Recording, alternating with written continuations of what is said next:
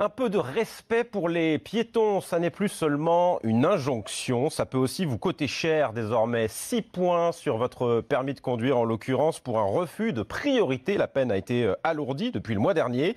Les premiers PV ont commencé à tomber. À Paris, une opération de sensibilisation était organisée hier, place de l'Opéra, et elle était visiblement nécessaire. C'est le choix de la rédaction, il est signé ce matin, Romain Poiseau.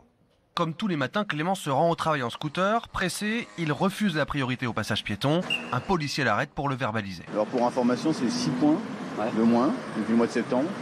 Et c'est une amende de 135 €. C'est une 4e classe de contravention. Une surprise pour Clément. 6 points sur 12, ça me paraît extrêmement important. Surtout pris dans un flux de trafic. Enfin, moi, j'avais même pas vu qu'il y avait des piétons qui cherchaient à traverser. Donc, il faut bien évidemment être extrêmement vigilant et protéger les piétons. Mais là, en l'occurrence, ça me paraît quand même élevé comme sanction potentielle. En 3 heures, 59 personnes ont été verbalisées, dont 9 de roues sur le même passage piéton.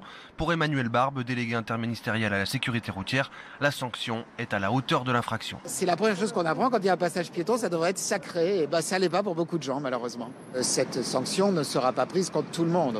On cherchera les comportements qui sont les plus manifestes d'un irrespect des piétons. Et pour intensifier les contrôles, Emmanuel Barbe l'annonce, la vidéosurveillance aidera les policiers à relever les infractions dès le 1er novembre. La possibilité aussi de passer par la vidéoverbalisation va faciliter beaucoup les choses, parce qu'un même policier peut surveiller plusieurs endroits, il n'est pas vu, donc je pense que ça va augmenter, c'est le but.